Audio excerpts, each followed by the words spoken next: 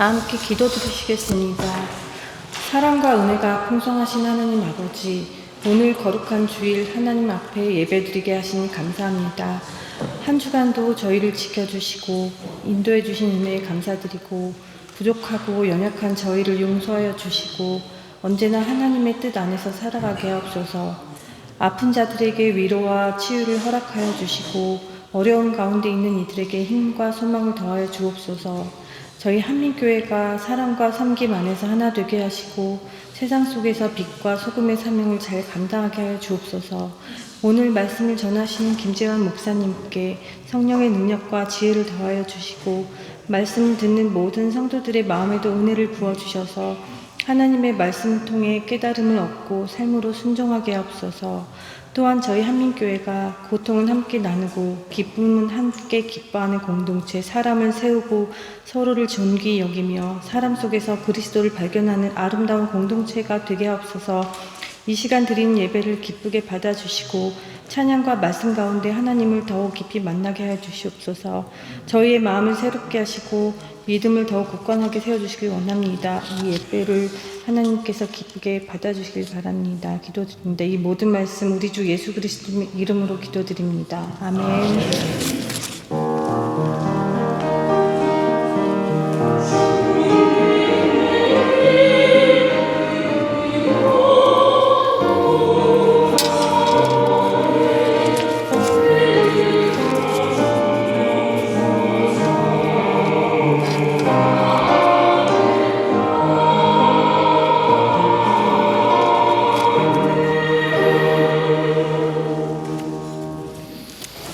성경 공수 말씀 올려드리겠습니다. 베드로전서 13절에서 21절까지 읽겠습니다.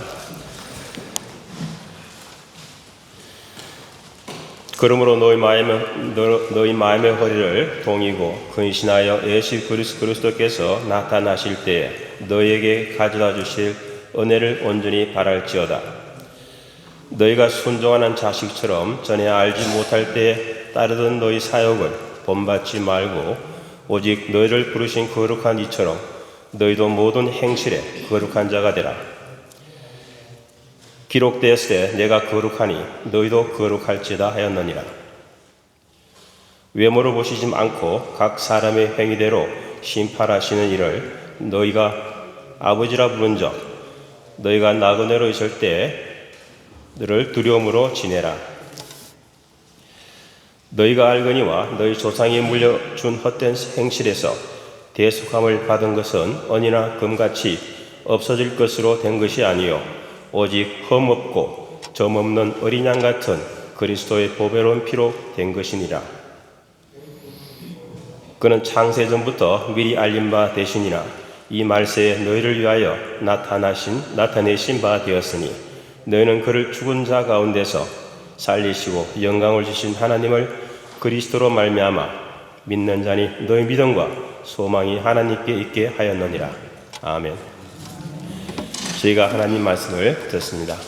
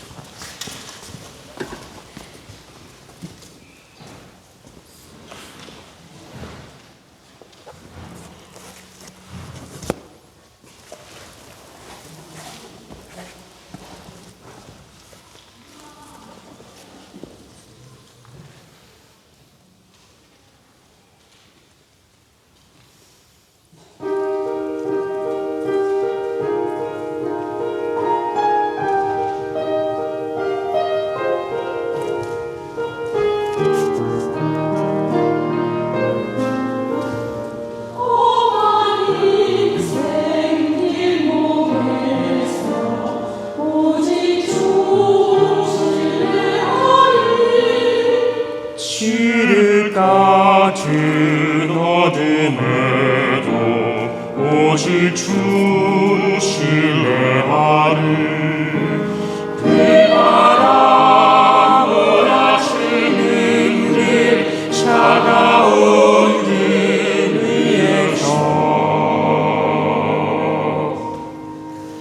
주는 나를 이끄시니 오직 주 신뢰하리.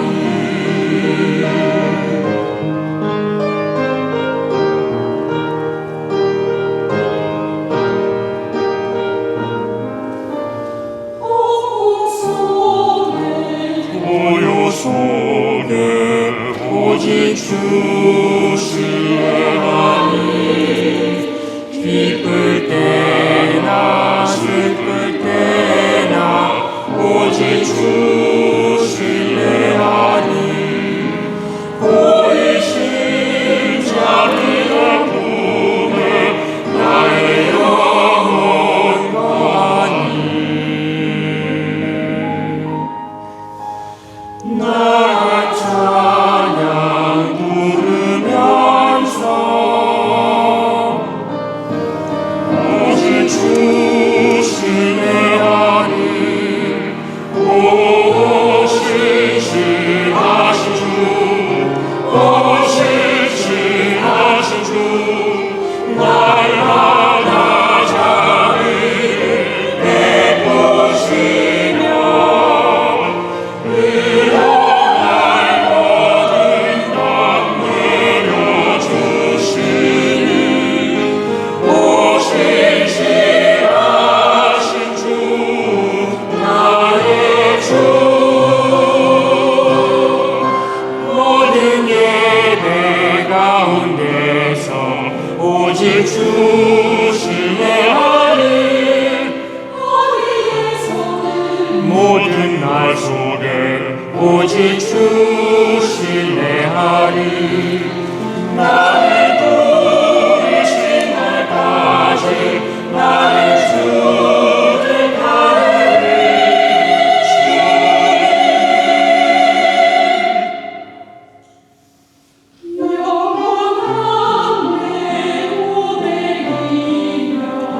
영원한 내 찬송일세.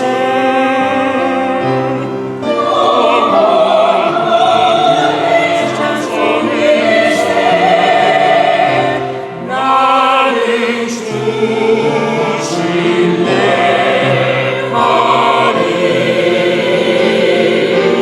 오직 주.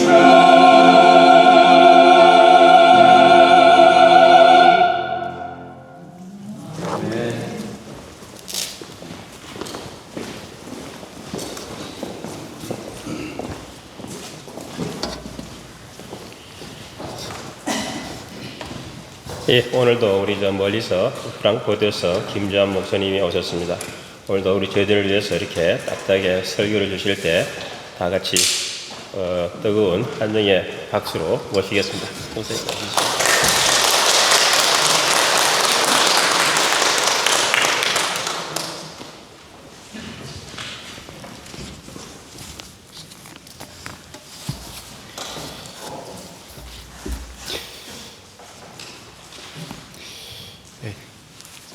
설교하러 나오는데 여러분들이 박수를 쳐주시니까 제가 송구함에 몸을 가를 길이 없습니다. 정말 감사하고 오히려 이렇게 귀한 예배에서 부족한 제가 설교할 수 있도록 자리를 열어주신 데 대해서 오히려 제가 여러분들께 깊이 감사를 드립니다. 준비한 말씀을 이제 전해드리겠습니다. 인간은 하나님 앞에서 모두가 죄인입니다. 이것은 우리 기독교 신앙이 이제 출발하는 그 원점에 서 있는 명제이죠. 우리는 모두 죄인입니다. 우리가 하나님 앞에서 죄인이라고 하는 것은 우리가 무슨 도둑질을 했거나 거짓말을 했거나 부도덕한 일을 저질렀기 때문 그것만이 아닙니다. 그렇기 때문에 죄인이라고 이야기하는 사실이 아니라는 것입니다. 우리가 하나님 앞에서 죄인이라고 하는 것은 하나님의 뜻을 생각하지 아니하고 내 중심적인 삶을 살고 있기 때문입니다. 무슨 일을 해도 내가 중심이 되려고 합니다. 모든 일에서 내가 원하는 것이 관철되어야만 한다고 고집을 부리고 생각하는 것이 인간인 거죠. 어떤 일에도 그래서 손해를 입지 않으려고 합니다. 그리고 내 자존심이 다치는 것을 절대로 용납하려 하지 않으려고 합니다. 이렇게 우리는 나 중심적으로 살려고 합니다. 심지어 신앙생활에서도 늘 내가 좋아하고 내가 만족하는 것만을 추구하려고 합니다. 하나님의 은혜가 임해도 내가 기대하고 내가 원하고 내가 바라는 방식으로 하나님의 은혜가 임하기를 요구하는 것이 우리들의 모습인 것이죠. 신앙의 길을 간다고 하면서도 항상 내가 얻게 되는 것이 무엇인지를 먼저 셈하고 또 생각하려 합니다. 이렇게 하나님의 뜻을 생각하지 않고 자기 뜻을 따라 살고 있기 때문에 우리가 하나님 앞에 죄인이라고 하는 것입니다. 로마 제국이 그리스도 교회에 대해서 막 박해를 가하기 시작하던 시절, 그때 가이우스 플리니우스라는 사람이 있었는데, 독일 말로는 플리니우스 데어 엘터레, 그러니까 이제 늙은 또는 나이도 아마도 시니어, 이제 주니어도 있었나 보죠. 시니어 플리니우스라고 그렇게 부르기도 하는데 아주 유명한 사람입니다. 이 사람이 이름난 장군이기도 하고 또 유명한 자연과학자이기도 했습니다. 그래서 자연과학적 분야에서도 굉장히 아직까지도 이렇게 사람들이 이제 주목하는 그런 굉장히 중요한 책을 남기기도 했는데, 이 사람이 로마 제국 안에서 워낙 실세이고 권세를 가진 유명한 사람으로서 여러 지역에서 총독을 지내기도 했는데, 그가 총독 시절에 황제에게 보냈던 서신이 남아있는데 그 서신 내용 중에 이런 내용이 있다고 합니다. 많은 그리스도인들이 이제 로마에 의해서 이제 신앙 때문에 체포가 되고 그리고 십자가에 처형되긴 했지만, 처형된 그리스도인들이 모두 복음을 전하거나 지키다가 체포된 것이 아니라고 하는 사실을 이 사람은 알려줍니다. 아예 자진해서 자신을 십자가에 처형해 달라면서 순교를 자청한 그리스도인들도 적지 않게 있었다고 이 사람은 이제 자기 글 속에서 놀라운 사실을 밝힙니다. 그 사람들은 그렇게 함으로 자기들이 죽어서 순교자의 반열에 들어가고 싶어 했던 것입니다. 그렇게 순교자의 반열에 들어갔다면 그들은 그리스도를 위해서 순교한 것이 아니라 사실은 자기 자신을 위해서 순교한 것이 되죠. 자기 목숨을 내어주는 그 순교조차도 오직 자기 자신만을 위해서, 자기 자신만을 위한 행위일 수도 있다면 우리의 물음의 방향이 이제 수정되어야 한다고 생각합니다. 우리가 선한 삶을 이루기 위해서 무엇을 해야 될지에 대해서 정말 중요한 것은 우리가 무엇을 해야 할 것인가, 뭘 할 것인가라는 물음이 아닙니다. 오히려 우리가 뭘 하더라도, 어떤 일을 하더라도 거기에 진정으로 과연 선한 뜻을 담고 있는지, 하나님을 거창하게 앞세우면서 하는 그 일에도 진정으로 하나님을 향한 진실함이 담겨 있지 않을 수도 있다는 사실을 우리는 늘 깨어서 물어야만 한다는 것입니다. 우리는 그걸 정직하게 항상 물을 수 있어야만 합니다. 그러려면 우리 삶의 중심에, 그리고 우리 신앙의 중심에 우리를 불러주신 또는 우리를 세워주신 하나님의 그 선한 뜻을 추구하는 진실성이 살아 있어야만 합니다. 그런데 이것이 말처럼 결코 쉬운 일이 아니라는 것을 우리는 잘 알고 있죠. 다른 사람들은 다 그렇게 봐도 내 스스로가 그것을 인정하지 못할 때도 얼마나 많은가를 우리는 생각해 보아야 합니다. 이 세상에는 하나님의 이름을 걸고 이루어지는 많은 일들 가운데 얼마나 많은 것들이 결국은 인간의 욕심을 채우기 위한 수단이 되고 있는지 모릅니다. 하나님의 능력을 힘입어서 나를 드러내려고 하는 자세로는 결코 선한 일을 이룰 수 없을 것입니다. 오히려 나를 통해, 내 삶을 통해, 그리고 나의 신앙생활을 통해 하나님을 정말 진실하게 드러내고 하나님의 마음을 드러내려고 하는 의지를 우리는 쉬지 않고 늘 깨어서 그것을 물으며 그런 의지를 굳게 우리들 속에 세워갈 수 있어야 한다고 생각합니다. 신앙생활을 하면서 내가 치유받고 그리고 인생의 답을 얻는 것도 정말 중요할 것입니다. 하지만 그것으로 우리 인생의 빈자리가 다 채워지는 것이 아닙니다. 그리고 그것이 신앙생활의 전부일 수도 없을 것입니다. 제가 신학교 다닐 때 제가 굉장히 존경했던, 그리고 저에게도 굉장히 영향을 많이 미쳤던 교수님 한 분이 계신데요. 저에겐 사실 제가 존경하는 선생님이죠. 근데 이분이 한 번은 신학생 때, 아주 젊었을 때죠. 그때 이런 말을 한번 하셨습니다. 신앙이란 답을 찾아서 가는 길이 아니라 물음을 배워가는 길이다. 이 말이 저에게는 너무나도 그때 강하게 받아들여서 저 평생의 신앙생활의 좌우명처럼 되기도 했습니다. 우리는 흔히 신앙생활 하면서 끊임없이 답을 요청을 하죠. 그리고 답이 여기 있다고 이야기하는 사람들 저는 항상 조심해야 된다고 생각을 합니다. 답이 아니라 우리는 점점 물음을 배워가야 하는 겁니다. 초기 신앙생활을 할 때 우리의 물음이 이거였다면 30년, 40년 신앙생활을 하서도 여전히 그 물음 안에 있다면 과연 우리들에게 신앙의 성장이 있었을까요?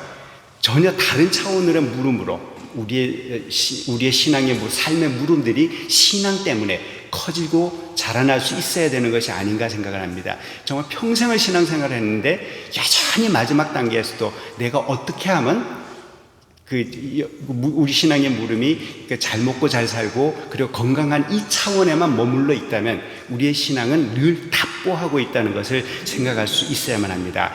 궁극적으로 우리는 신앙을 통해서 정말 새로운 물음을, 더 큰 물음을 배우고 있는지 우리는 물을 수 있어야 된다고 생각을 합니다. 제일 앞에서 말씀드렸던 것처럼 인간은 모두 하나님 앞에서 죄인입니다. 그 죄성 때문에 우리는 원래 하나님 앞으로 나아가서 설 수 없었습니다. 그런데 하나님께서는 우리 인간으로 하여금 하나님 앞으로 나가서 설 수 있는 길을 스스로 마련해 주셨습니다. 단절되었던 하나님과 화해할 수 있는 길을 하나님 편에서 하나님께서 직접 인간을 위해서 열어주신 것입니다. 하나님께서 예수 그리스도의 희생을 통하여 인간이 하나님과 화해할 수 있는 길을 열어주셨던 것입니다. 본문 18절 19절에서 사도 베드로는 그것을 이렇게 표현해 주었습니다. 오늘 읽어주셨던 말씀처럼요. 여러분도 아시지만 그것은 은이나 금과 같은 썩어질 것으로 된 것이 아니라 흠이 없고 티가 없는 어린 양의 피와 같은 그리스도의 귀한 피로 되었습니다.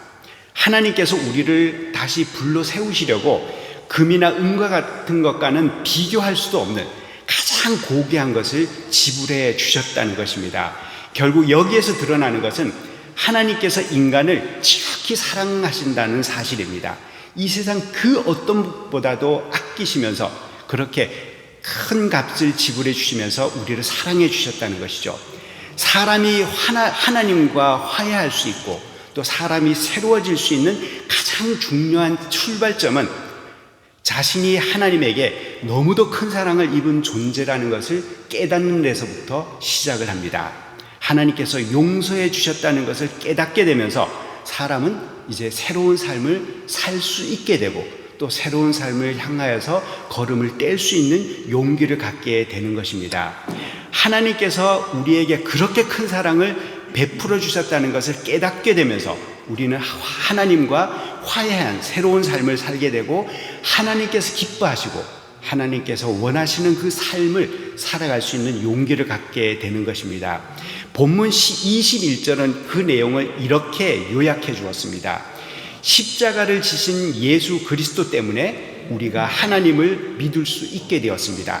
십자가를 지신 예수 그리스도 때문에 우리가 하나님을 향한 큰 소망을 가질 수 있게 되었습니다. 오늘 본문은 죄된 삶에서 벗어나서 하나님과 화해한 새로운 삶으로 부름을 받은 사람들이 어떻게 생활해야 하는지를 어떻게 살아야 하는지를 가르쳐주는 정말 굉장히 귀한 본문입니다. 우리는 하나님과 그렇게 예수님의 피값으로 화해를 이루게 되면, 하나님의 그 놀라운 사랑을 깨닫게만 되면 그것으로 다 되었다고 생각을 합니다. 그리고 그 다음은 모든 것이 그냥 저절로 흘러가고 저절로 진행되는 것이라고 여기기가 쉽습니다. 사람이 무지해서 그렇지, 하나님을 통해서 하나님의 그 비밀을 깨우치기만 하면, 깨닫게만 되면은, 하나님의 진리를 알게만 되면 새로워진 삶을 살 수 있을 것이라고 우리는 쉽게 생각하곤 합니다. 그런데 본문에서 사도 베드로는 전혀 다른 차원을 강조하고 있습니다. 바로 13절입니다.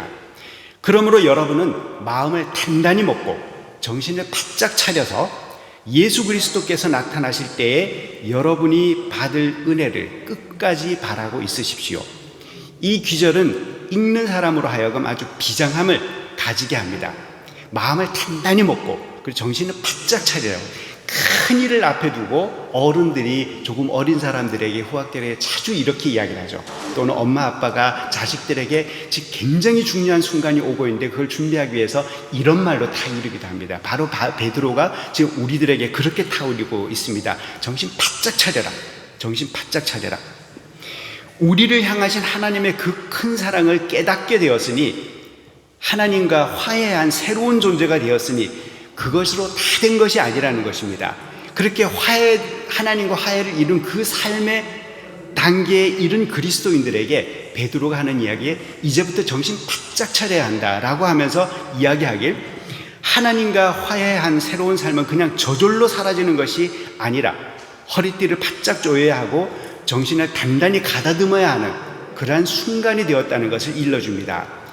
우리를 향하신 하나님의 그 큰 사랑을 깨닫고 하나님의 자녀로 받아들여진 우리들이, 이제 하나님과 화해를 이룬 새로운 존재로 거듭난 우리들이 허리띠를 단단히 동여매고 그리고 정신을 바짝 차리고 앞으로 나아가야 할 목표가 분명히 있다고 합니다. 그것은 바로 다름 아닌 거룩한 생활입니다. 거룩해져야 한다. 거룩한 생활을 해야 한다. 오늘 본문 15절 16절에서 베드로가 그렇게 우리에게 정신을 바짝 차리라고 그렇게 긴장을 한껏 높인 다음에 이렇게 이야기를 하십니다. 우리를 불러주신 그 거룩하신 분을 따라 모든 행실을 거룩하게 하십시오. 성경에 기록하기를 내가 거룩하니 너희도 거룩하여라 하였습니다. 그리스도의 피값으로 거듭나게 된 성도들은 모두 거룩한 삶을 살아가도록 부름을 받았다는 것입니다. 우리 모두를 포함해서요. 그렇다면 우리가 어떻게 거룩해질 수 있을까요? 과연 우리는 어떤 사람들을 거룩하다고 말할 수 있을까요? 그리고 우리는 어떻게 그런 반열에 들어갈 수 있을까요? 흔히 거룩이라고 하면 그 사제복 또는 추기경 교황들이 입는 그런 무겁고 화려한 복장들, 그리고 근엄하고 무거운 몸가짐, 매우 웅장하고 화려한 공간, 그리고 아주 장중한 분위기 같은 것을 제일 먼저 떠올립니다. 그런 것 속에서 우리는 거룩함을 연상하게 되죠. 그런데 성서적인 관점에서 거룩함이라고 하는 것은 결코 인간이 만들어가는 그런 외형적인 형식이 아니고 하나님의 사랑을 통해서만 이루어지는 아주 특별한 은총의 선물이라는 것을 말해줍니다. 우리는 오르겔 음악을 들으며 거룩함을 느낄 수 있다고 생각합니다. 물론 그렇죠. 하지만 오르겔만이 아니라 드럼을 치고 락 음악을 하면서도, 락 음악을 통해서도 혹은 꽹과리를 치면서도 거룩함을 담아낼 수 있다는 사실을 우리는 잊지 말아야만 합니다. 왜냐하면 이 거룩함은 형식의 문제가 아니라, 외형의 문제가 아니라 내용의 문제이기 때문이라는 것입니다. 힙합 바지를 입고 브레이크 댄스를 추면서 건들거린다고 해도 진정으로 하나님과 화해를 이룬 삶을 사는 것이 거룩해지는 것입니다.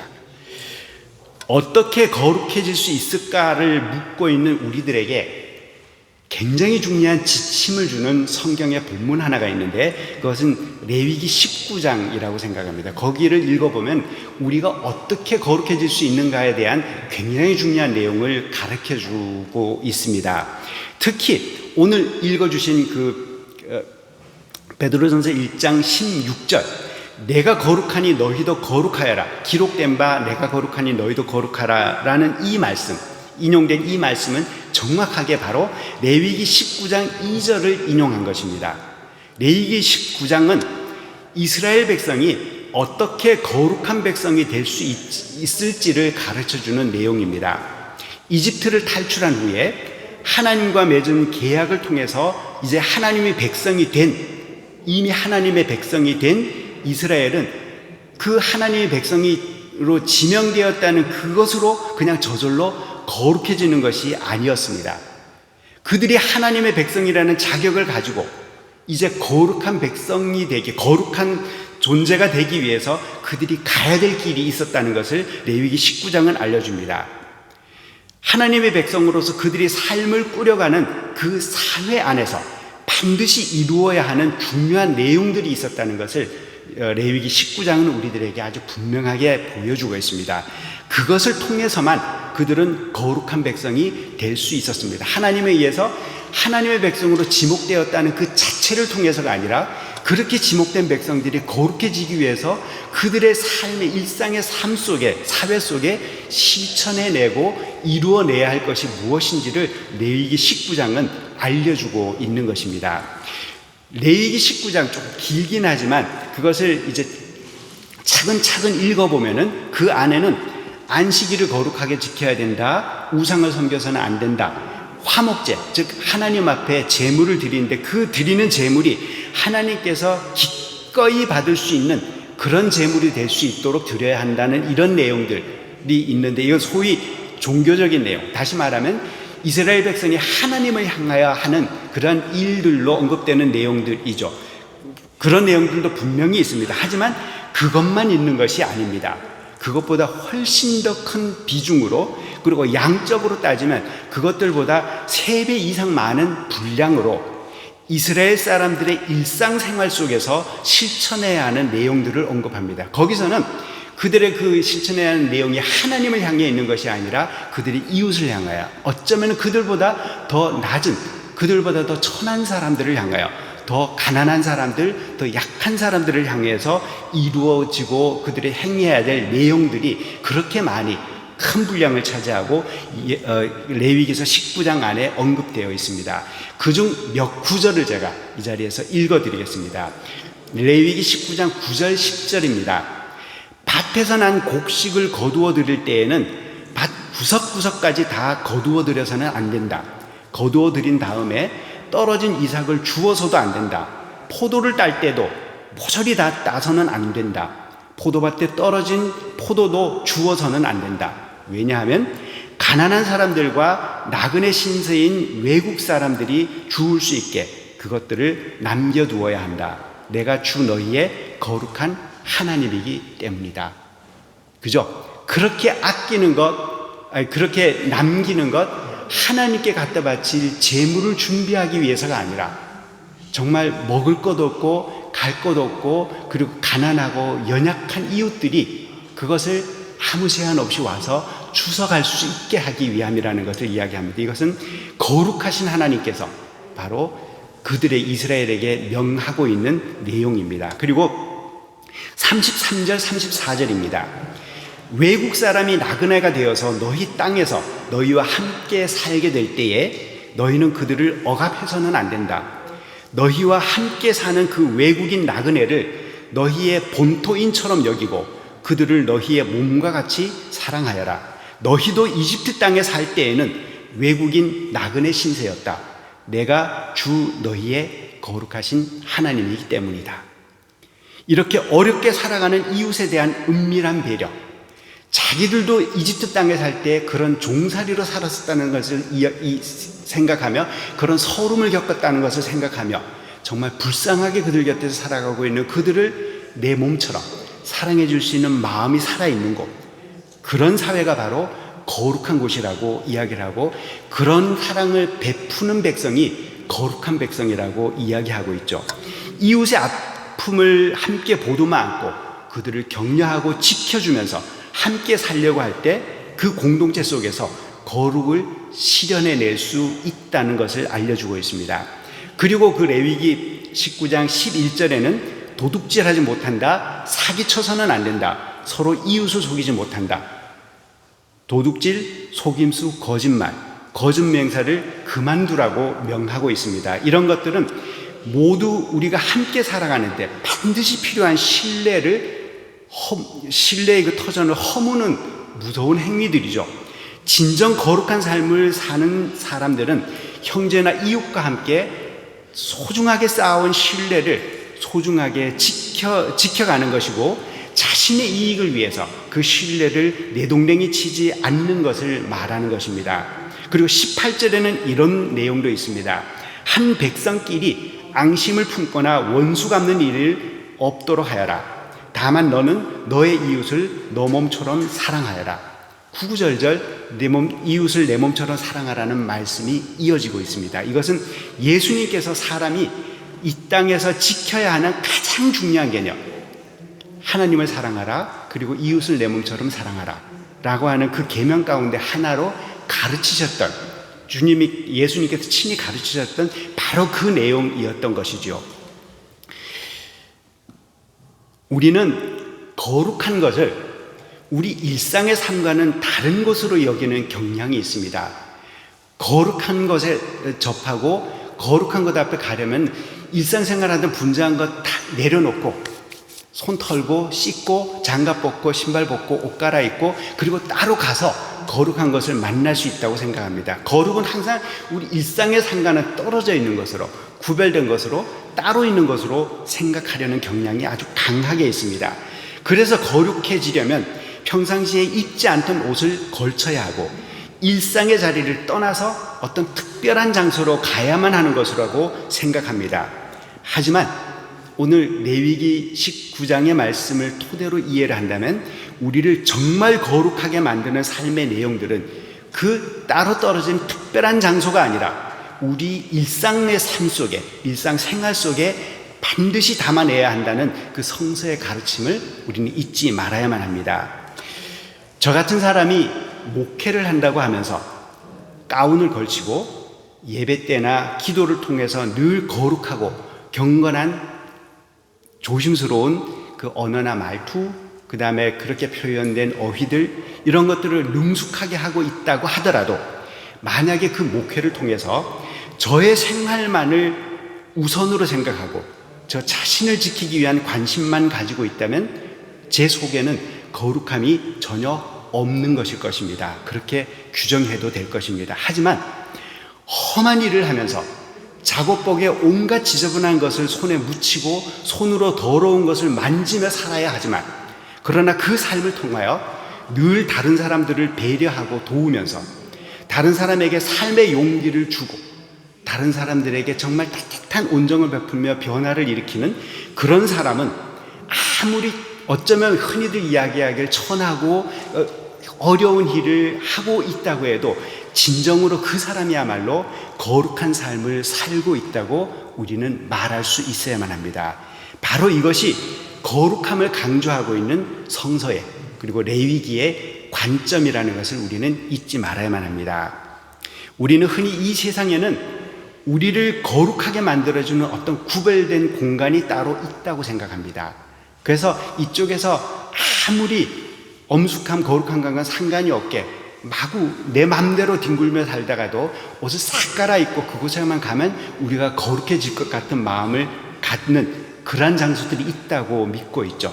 거기에서 신발을 벗어야 하고 고개를 숙여야 하고 침묵해야 하고 나쁜 생각을 마음에 품어서는 안 된다는 그런 장소 말입니다. 그런데 그곳에서 있다가 그냥 그 장소를 벗어나면 또다시 거룩함과 상관이 없는 삶을 살아가는 경우가 얼마나 많을까요? 세상에 때가 묻은 신발을 벗지 않으면 설 수 없는 그런 구별된 거룩한 공간만을 우리는 거룩과 관련해서 생각할 때가 많이 있습니다. 세상의 어떤 부정이나 악으로부터 깨끗하게 지켜진 신성한 공간, 그런 공간을 거룩과 관련해서 따로 생각하려고 합니다. 하지만 우리를 정말 거룩하게 만드는 것은 그런 공간이 아니라, 그런 장소가 아니라, 그런 구별된 공간이 아니라 우리 일상의 삶의 자리에서 우리가 먹고 살기 위해 땀 흘려야만 하는 그 현장에서 우리는 실천해내고 이루어내야 하는 것이 바로 거룩이라는 신앙의 과제라는 사실을 우리는 잊지 말아야만 합니다. 앞에서 말씀드렸던 것처럼, 베드로가 이야기했던 것처럼, 우리가 하나님의 은총으로 말미암아 하나님께 하야한 새로운 삶을 살아가도록 부름을 받았는데, 그렇게 은총을 잊고, 우리는 은총을 잊고 소중한 삶의 그 은총의 선 위에 서 있는 우리 모두는 거룩한 삶을 살도록 부름을 받았다는 사실, 이 거룩함을 우리가 어떻게 실현해낼 수 있을까? 늘상 예배의 자리에 머물러 있는 것으로 충분치 않다는 것을 성서는 우리들에게 분명하게 가르쳐 줍니다. 그렇게 예배를 통하여 하나님의 은혜를 확인하고 우리의 그 땀과 때 묻는 삶을 다시 이루어야 하는, 때 묻은 옷을, 세상의 옷을 입어야 하는 그 현장에서 하나님의 은총을 기억하며 거룩한 삶을 실현해야 될 그러한 부름을 받았다는 사실을 우리 일상의 삶 속에서 한순간도 잊지 말아야 한다는 것을 성서는 우리들에게 가르쳐주고 있습니다. 골고다 언덕, 여러분 어딘지 아시죠? 예수님께서 십자가에 달려 돌아가셨던, 예수님의 십자가가 세워졌던 곳이죠. 그 골고다 언덕이 있었던 자리를 요즘 예루살렘에, 특히 이스라엘에 한번 가보신 적이 있으신지 모르겠는데, 저도 아주 늦게 이제 얼마 안 된 해에 이제 한번 처음으로 이스라엘에 간 적이 있었는데, 그때 고용규 목사님과 함께 이제 지방에서 갔을 때 그때 제가 처음 가봤었습니다. 저도 정말 놀랐습니다. 그러니까 그 예수님의 십자가 교회, 십자가 서 있던 곳에 아주 큰 교회가 서 있었는데 어마어마한 규모의 교회죠. 그리고 그곳을 가서 제가 이제 느꼈던 건데, 바로 예수님의 십자가가 서 있었던 그 골고다, 그곳은 지금은 이 세상에서 그리스도인들에게 가장 거룩한 장소로, 가장 거룩한 자리로 기억되고 기념되고 있습니다. 왜냐하면 그곳이 이제 예수님이 십자가에 달리셨던 곳이기 때문입니다. 그런데 이게 아람어로, 골고다라는 말이 이제 아람어 언어인데, 이 아람어로 골고다는 해골산이라는 뜻입니다. 왜냐하면 그곳에서는 저주받고 죽은 사람들, 저주받은 사람들의 유골이 정상적으로 안장되지 못하고 그냥 버려지는 곳이었기 때문입니다. 그래서 그곳은 그 당시에 일상적으로는 가장 혐오스럽고 저주받은 장소였고, 누구라도 그곳에서는 일상적인 순간에는 발을 들이기를 꺼려하는 곳이죠. 무서운 곳이고, 가면 불운이 닥칠 것 같은 그런 무서운 곳으로 여겨지는 곳이었습니다. 그런데 예수님께서 그곳에 십자가에 달려 돌아가셨기 때문에 지난 2000년 동안 온 세상의 그리스도인들을 통해서 그곳은 이 세상에서 가장 거룩하고 가장 신성한 것으로 가꾸어지고 지켜지고 세워져 있습니다. 예수님의 십자가가 이 세상에서 가장 저주받은 곳으로 여겨지던 그 자리를 가장 거룩한 자리로 바꾸어 버린 것이죠. 그죠? 또 많은 교인들, 얼마 전에도 제 가까이 있는 한 교회에서 이제 성지순례라는 이름으로 터키로 이제 교인들이 떠나는 것을 이제 소식을 제가 들은 적이 있습니다. 이 터키로 자주 성지순례를 떠나곤 하는데, 또 유럽에서는 가기도 이제 좋은 조건이니까요. 그런데 이제 많은 그리스도인들이 터키로 성지순례를 가는 이유가 터키라는 땅 자체가 거룩하기 때문에 그곳으로 성지순례를 가는 것이 결코 아니죠. 그 땅을 무대로 펼쳐졌던 역사가 거룩하기 때문입니다. 거기서 특히 사도 바울의 그 순례 여정을 치러가는데 흔적이 사실은 하나도 남아있지 않지만 그 발자취를 따라가면서 그 역사를 우리들에게 상기하면서 그 땅을 순례하게 됩니다. 그러므로 거룩한 것은 결코 땅이 아니라, 공간 그 자체가 아니라, 거룩한 것은 역사입니다. 역사란 단순히 시간의 양을 의미하는 것이 아닙니다. 역사는 축적된 인생을 의미합니다. 그 인생 속에는 눈물이 있고 아픔이 있고 견딤이 있고 그리고 기도가 있는 그런 것이죠. 그런 것이 축적되어서 역사를 이루어가게 되고, 그 역사는 골고다를 가장 거룩한 것으로 바꿀 수 있는 힘까지도 가질 수 있다는 것입니다.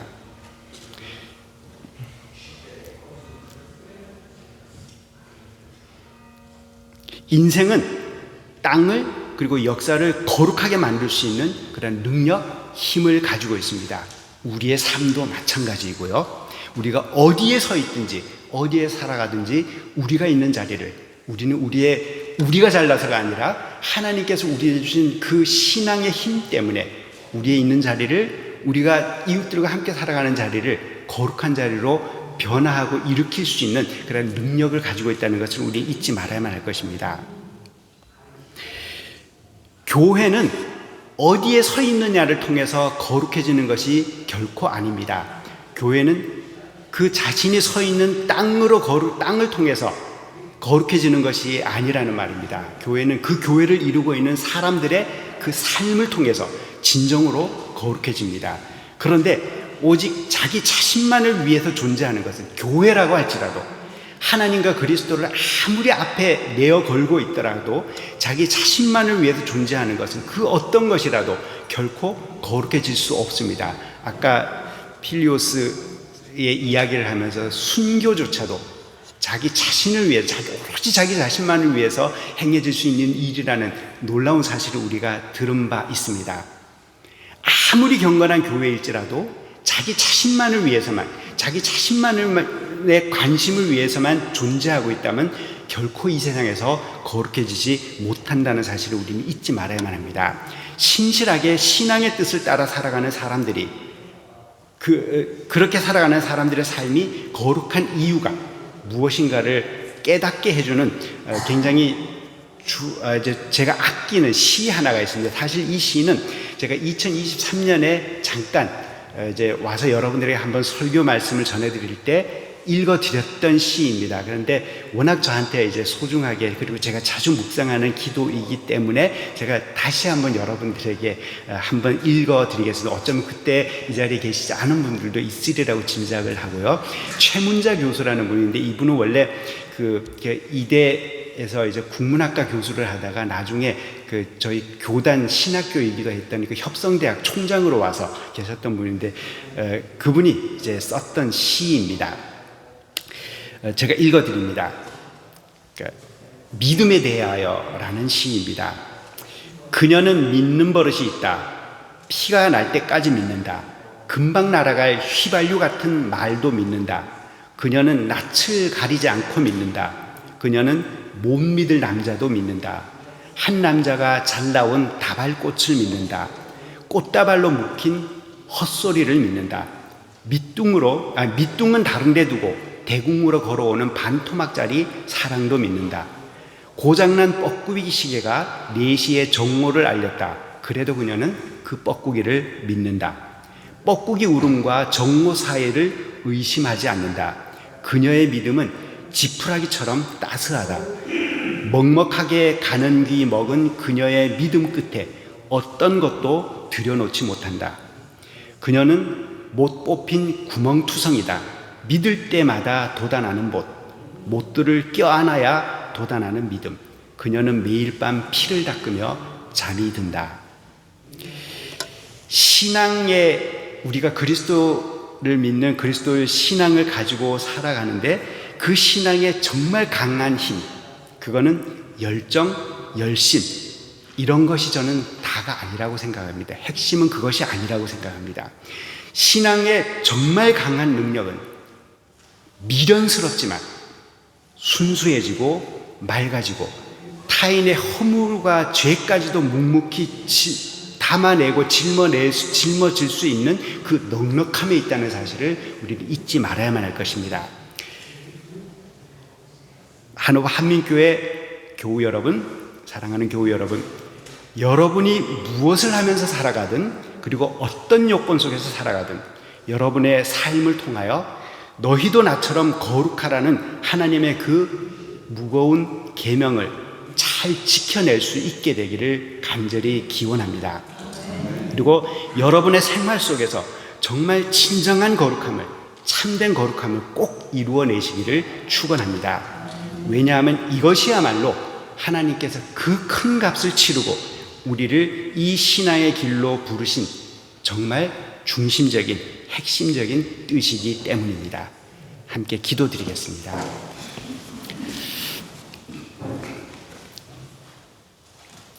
사랑의 아버지 하나님, 어떻게 우리가 이 자리에까지 올 수 있었고 이 자리에 설 수 있었는지를 생각할 때 우리는 하나님의 우리를 향한 한량 없으신 사랑을 잊지 않고 또 떠올리지 않고 생각하지 않을 수 없게 됩니다. 그 큰 사랑을 우리들의 중심에 품고 주님의 부름을 듣습니다. 내가 거룩한 것 같이 너희도 거룩하라. 이 사명 능히 감당해낼 수 있도록 우리를 늘 이끄시고 인도해 주시옵소서. 하나님께서 맡겨주신 또 하나님께서 불러주신 그 각자의 삶의 자리에서 진정으로 거룩한 삶을 이루고 살아낼 수 있게 하시고 그래서 빛이 될 수 있게 도와주시옵소서. 우리 주 예수 그리스도의 이름으로 기도드리옵니다. 감사합니다.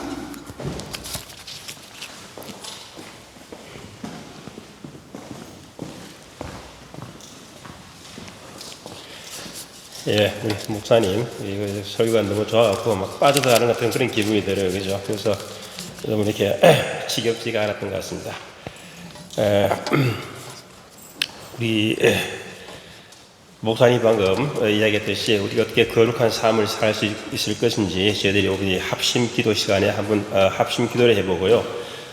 그리고 우리 또 서성일 목사님 준비 과정에서 잘 마무리해달라고 저희 다 같이 합심 기도 올리겠습니다.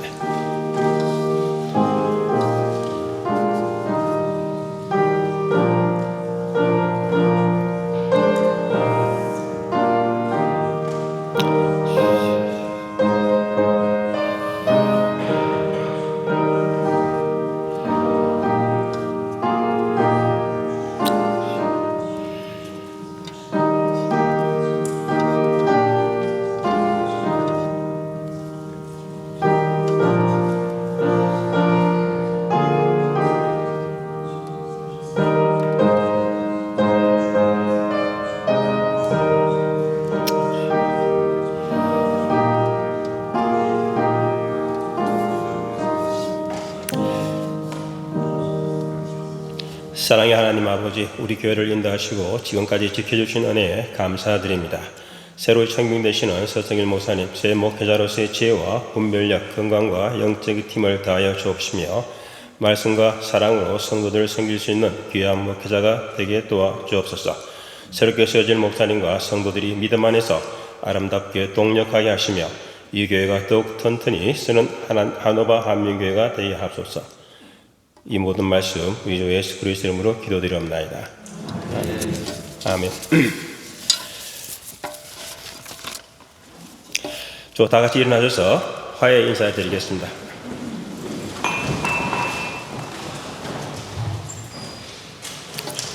주님의 평화가 여러분과 함께. 네, 고맙습니다. 그럼 봉헌 기도 올리겠습니다.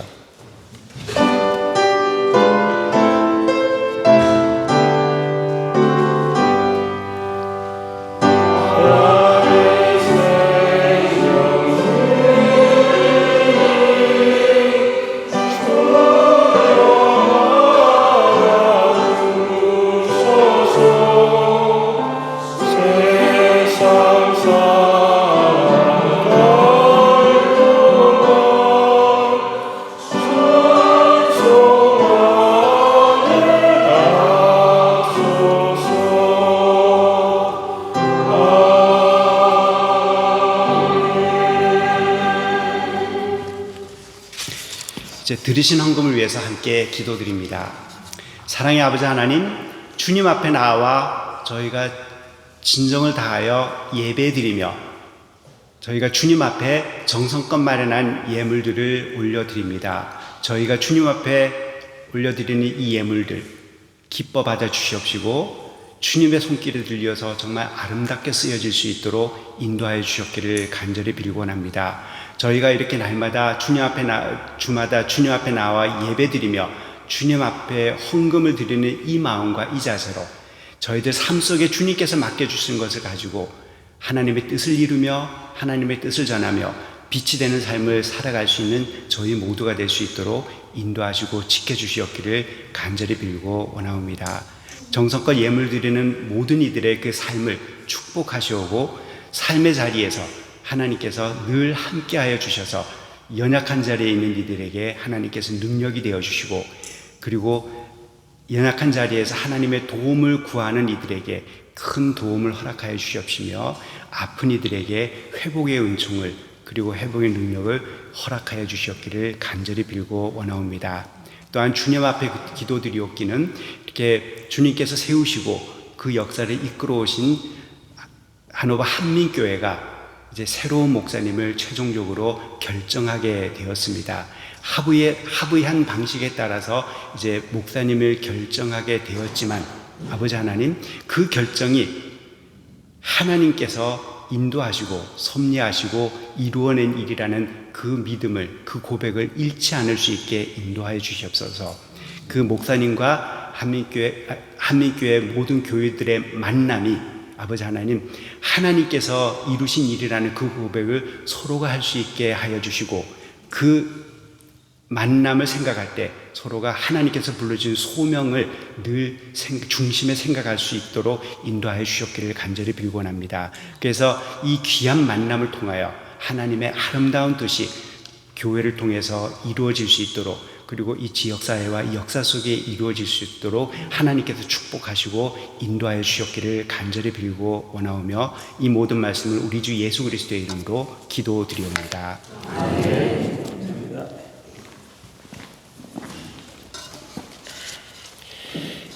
파송의 인사를 드리겠습니다.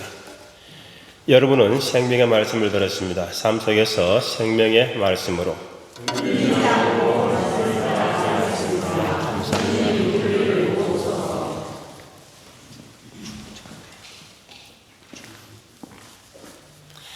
그럼 주기도문 하겠습니다. 하늘에 계신 우리 아버지의 이름을 거룩하게 해주시며, 하늘이 머시며 뜻이 하늘에서 이룬 같이 땅에서 이루어지리라.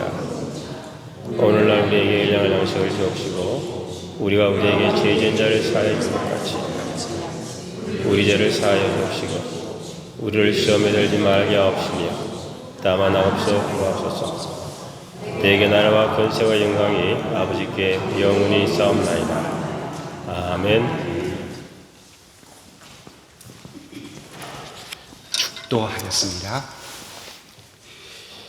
이제는 우리 주 예수 그리스도의 그 구속하신 은혜와 하나님의 그 크신 사랑과 성령의 감화 감동하심의 그 큰 은총이 주님께서 불러 세우신 그 소명의 길을 따라 진정으로 거룩한 삶을 살아가며 이 땅 위에서 빛이 되고자 다짐하고 결단하는 주님의 사랑하는 교회와 교우들 위에 이제로부터 영원토록 함께하옵시기를 간절히 축원하옵나이다. 아멘.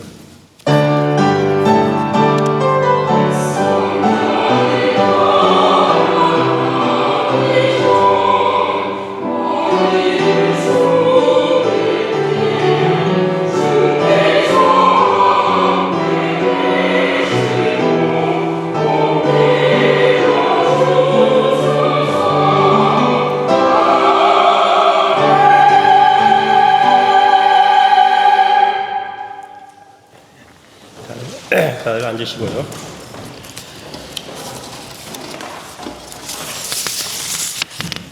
먼저 안내 말씀을 드리겠습니다. 그리고 안내 말씀 드리기 전에 우리 몽골에서 오시고 지금은 고슬라에서 거주하시는 우리 희수 2기 되시는 분 약간 일어나 주시겠습니까? 희수 2기 약간 일어나 주세요. 오늘 박수가 한 명의 박수가 오겠습니다. 목사님 요 분들에 약간 인사해.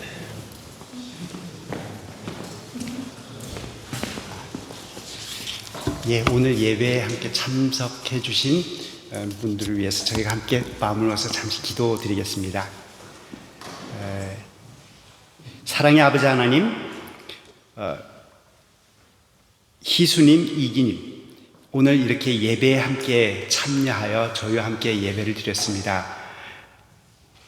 이렇게 발길을 인도해 주신 하나님의 은혜에 저희들이 감사를 드립니다. 이 만남이 단순한 만남이 아니라 하나님의 귀한 사랑과 은총이 깃든 만남임을 저희가 생각하며 소중하게 가껴갈 수 있는 저희 모두가 되게 도와주시옵소서. 이들의 그 독일에서의 삶을 하나님께서 축복하시고 지켜주시고 정말 아름답게 인도해 주시옵기를 간절히 빌곤합니다. 이들이 어느 곳에 있든지 항상 주님의 사랑과 은총과 도우심의 손길을 만날 수 있게 하시고, 또한 이렇게 한민교회와의 인연 그리고 한민교회와의 만남이 이들의 삶에 정말 귀한 축복이 될 수 있도록 인도하여 주시옵소서. 우리 주 예수 그리스도의 이름으로 기도드리옵니다. 아멘.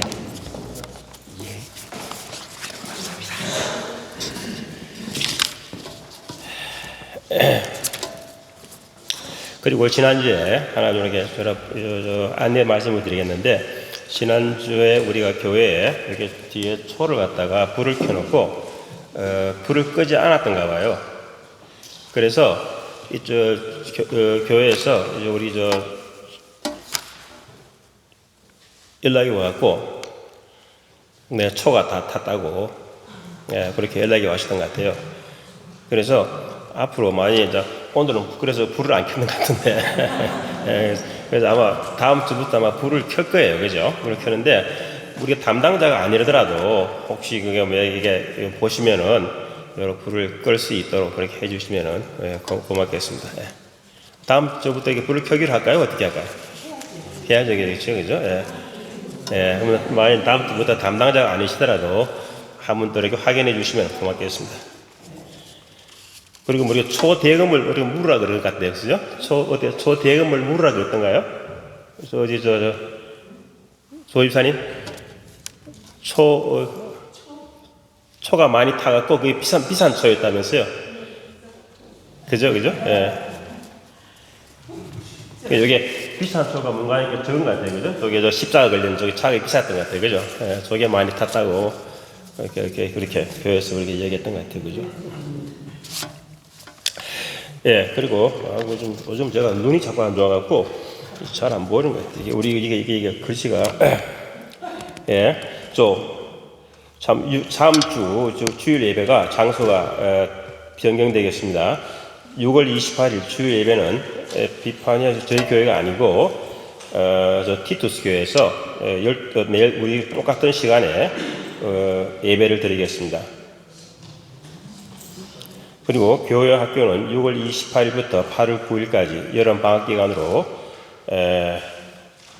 개학일은 8월 16일이 되겠습니다. 희엘 찬양에도 여름 휴가 있는가 봐요, 그죠? 7월 5일부터 8월 9일까지 여름 휴가를 가진답니다. 그래서 우리 그 기간에는 찬양대의 목소리를 듣지 못하게 될 것 같습니다. 아쉽고요. 그리고 오늘 오후에 임시 재직회가 오늘 오후에 있겠습니다. 재직분들은 가시지 마시고 그 마지막까지 참여해 주시면 고맙겠습니다.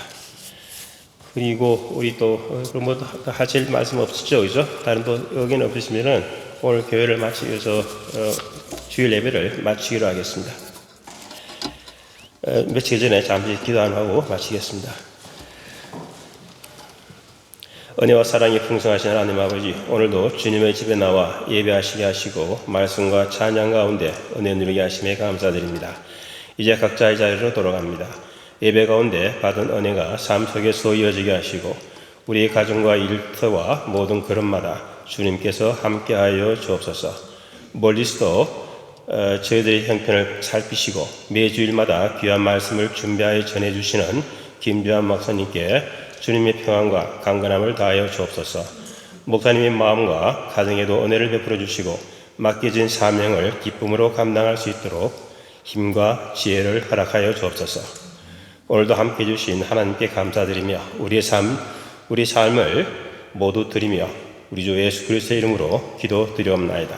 아멘.